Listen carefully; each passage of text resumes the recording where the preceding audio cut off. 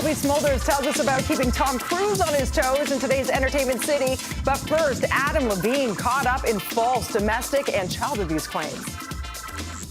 Bogus. That's what police are calling allegations that Adam Levine was abusing his wife and their 1-month-old daughter.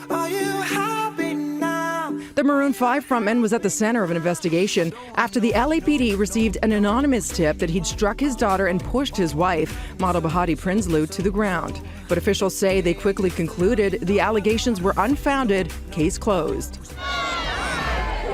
Telling his side of the story, Jim Carrey has filed court documents in response to the wrongful death lawsuit brought against him by the mother of his late ex-girlfriend, Catriona White. In the documents, the comedian refers to the lawsuit as a, quote, shakedown that is, quote, based on categorical lies. As we reported, White's mother is accusing Carrey of knowingly providing the prescription drugs White used to overdose in her September 2015 suicide, as well as giving her daughter a number of STDs. Carrey is facing another wrongful death lawsuit filed by White's estranged husband. He's calling both a, quote, shameless money grab.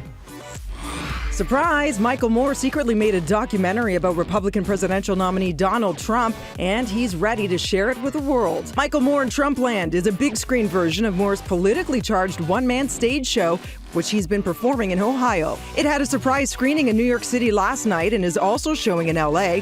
Plus, it's being released on iTunes today, right before tonight's final presidential debate. Speaking of presidents, the Obamas hosted their final star-studded state dinner last night, where First Lady Michelle Obama dazzled in a custom-made rose gold chainmail Atelier Versace gown. Talk about going out in style.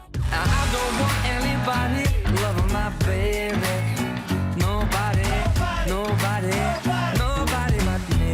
Nobody but Bublé. Terry Hart caught up with the one and only Michael Bublé ahead of the release of his new album. Here's a sneak peek. For me, this record is different because I produced the record.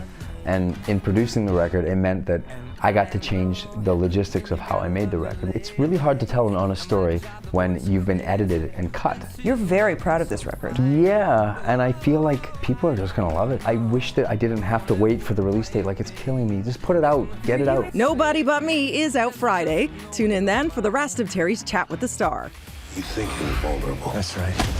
Maybe I rip your arm off, beat you to death with it. Tom Cruise is back in Jack Reacher's shoes for the action thriller sequel, Never Go Back. While this is the kind of character Cruise does best, he had some help from his co-stars, including our Canadian gal Cobie Smulders, who TK caught up with in New Orleans. I need to give both of you a hearty high five because both of you kicked in this movie. I mean, you played Major Susan Turner. You gave Tom a run for his money in this movie. It was really fun. One of the things I actually really liked about this character, just as a woman, is it's like we weren't like she can fight just as good as the boys. Like she's just as strong as the boys, because in this movie I fight Wolfie, who's freaking 250 pounds, and it's like, it's just not a fair fight. But instead of just doing the movie version of this, where it's like, oh, she's got all these cool moves, so that's how it's equal. It's like, well, no, she's smart, and she uses what is at her disposal. She breaks a rake, she uses a hoe, she uses